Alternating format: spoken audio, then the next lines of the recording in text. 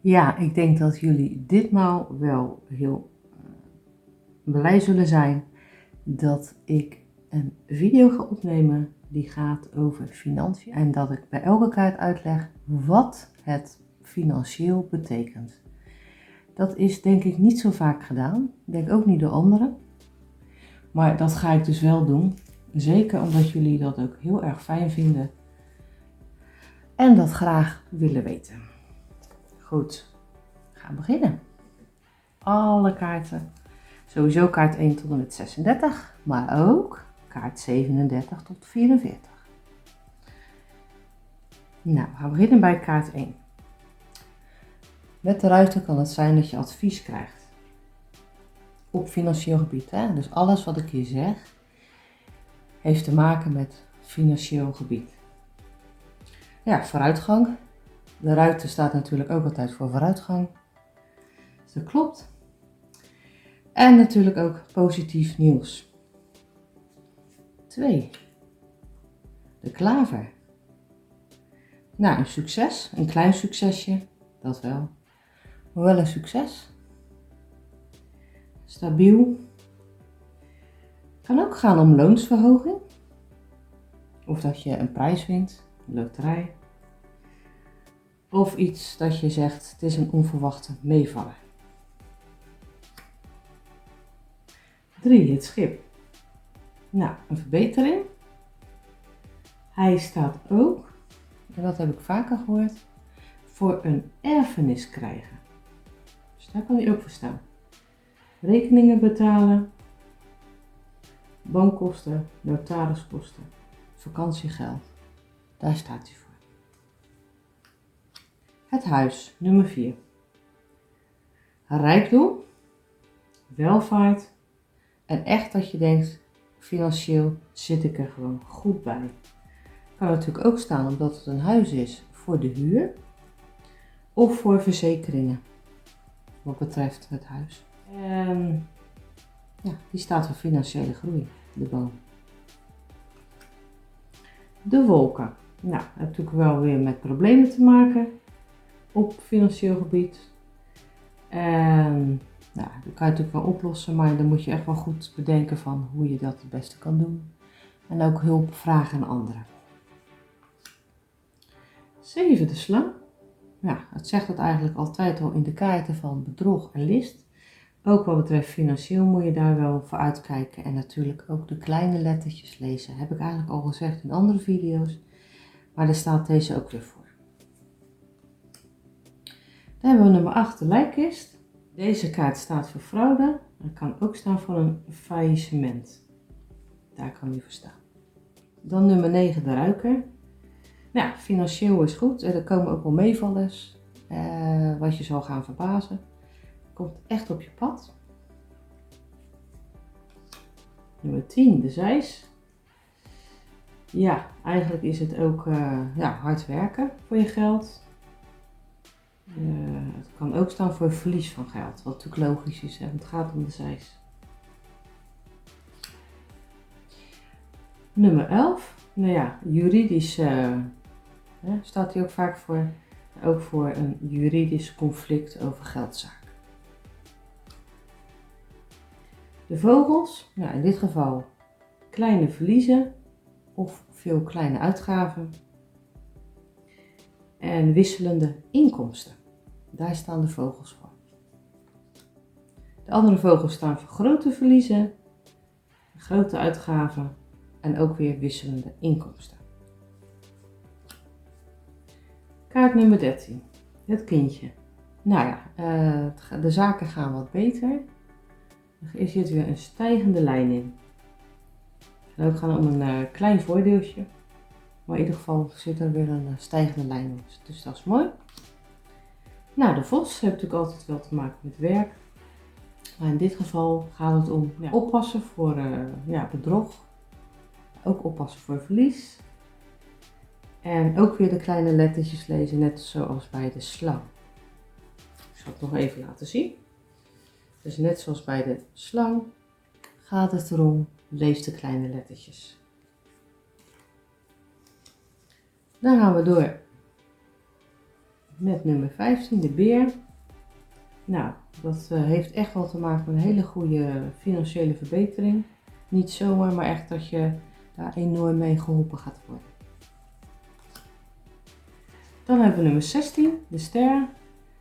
Ja, die staat voor weer een beetje op adem kunnen komen wat financieel betreft. Er staat ook weer voor dingen vooruit kunnen zien en ook weer vooruitgang kunnen hebben.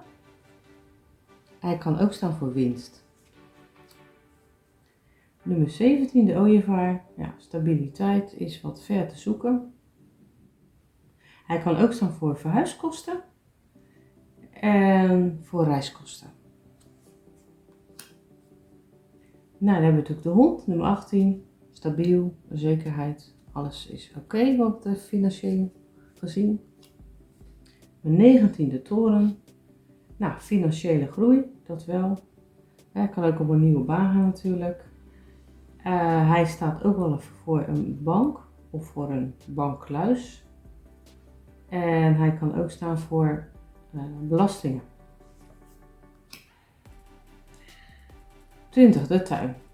Nou, er is eigenlijk, staat er voor geld uitgeven aan vakanties of aan leuke uitjes, aan uitgaansleven.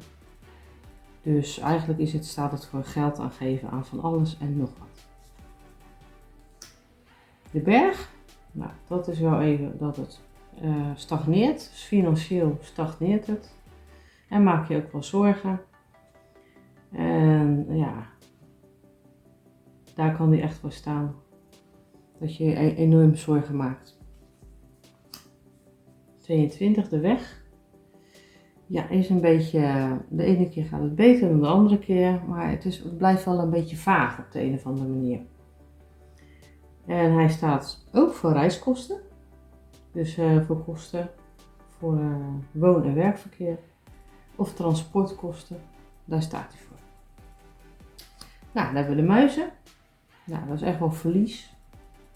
Kan ook echt heel goed staan voor diefstal. Daar heb ik hem eigenlijk echt wel een aantal keer zelf voor getrokken. Financiële tegenvallers. Dus kleine betalingen die je steeds moet doen. Maar het is wat moeizaam gaat het allemaal. Je hebt best wel veel kleine uitgaven. Wat natuurlijk ook wel niet zo fijn is. Dus deze kaart is niet echt dat je zegt holla de jee. Dus dat is wel even dat je denkt oké, hoe moet ik daar dan weer een oplossing voor zoeken. Nou, kaart 24, het hart. Dat staat voor dat het wel weer goed komt. Dat je iets doet waar je nader aan het hart ligt. Maar ook financieel meevallen krijgt, maar op die manier dat je ook echt denkt van ja, ik heb het echt goed verdiend. En ik ben het ook echt waard. En ik doe nu werk wat ik echt heel erg leuk vind. Of financieel wat ik heel erg leuk vind. Dus dat is een hele leuke kaart om te trekken natuurlijk. Nou, kaart 25. Nou, hij staat gewoon voor contracten. Dat is eigenlijk wat ik altijd al zeg. Overeenkomsten, contracten. En ik denk ook, een beetje als wat ik zo in mijn hoofd krijg, dat hij ook wel staat voor dat je dingen goed hebt afgerond, financieel. Dat je nu echt wel duidelijkheid is. En ook echt duidelijk is geworden dat het financieel weer oké is allemaal. 26. Dat is het boek. Nou, er zijn nog dingen die financieel niet lekker lopen, die je nog niet weet. Hij kan ook staan voor geheim geld, hè? Zwart geld, wat ik al eerder zei. Zwart geld is ook de lijkkist. Dus in feite is dat ook de lijkkist, maar het kan ook de boek zijn. In ieder geval geld wat nog geheim is, wat niet iedereen nog weet, zeg maar. Dan de brief. Dat gaat om documenten, maar dat kan ook staan op contract, hè? Een financieel contract, daar kan hij ook op slaan. Nou, dan hebben we dus de heren, de twee mannen. Positiviteit, positieve ontwikkelingen. Mensen waar je op kan bouwen, financieel. Kan ook gaan om financiële adviseurs. Dus ja, mooi. Dan hebben we de 2 dames. Die staan eigenlijk voordat de situatie ook gewoon goed is. Kan ook weer staan op financiële adviseurs die goed zijn voor je, waar je echt wel wat aan hebt. 30 de lelie. Nou, alles verloopt goed. De rijkdom staat de lelie natuurlijk ook voor. Oud geld kan hiervoor staan. Dat soort dingen. Zelfs voor een erfenis. Maar dan zie ik wel eerlijk gezegd meer het schip voor een erfenis dan de lelie. Maar goed, het kan zijn dat jij toch de lelie trekt als er een erfenis is. Dan moet je maar even kijken hoe dat voor jou werkt. De zon, super mooie kaart natuurlijk. Voorspoed, financieel, zekerheid, loopt lekker, gaat goed. Dan nummer 32, het maandje dat je weer uit werk geld krijgt. Hij kan ook staan dat het soms wat wisselvallig is wat betreft je financiën. Dan hebben we de sleutel. Dat is nummer 33, kaart nummer 33. Ook weer geld verdienen, er komt echt wel een oplossing. Kan ook gaan voor een beloning. Maar het gaat echt wel de goede kant weer op. Nou, dit is natuurlijk ook echt een geldkaart. Hè? Nummer 34, de vissen. Net zoals het schip, dat is natuurlijk ook een geldkaart. Dat zal ik even laten zien.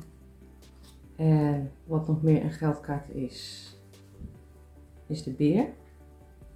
De beer die staat ook voor geld. En natuurlijk de oejevaar. Ja, dat is ook een geldkaart. Dus deze 4. En dan zeg je natuurlijk, deze is echt wel een geldkaart. Dit ook. Maar dit staat ook voor een geldkaart. En de beer ook. Dat zijn de 4 geldkaarten. Nou, dus dat is ook een hele mooie kaart. Rijkdom, financiële groei, goed inkomen.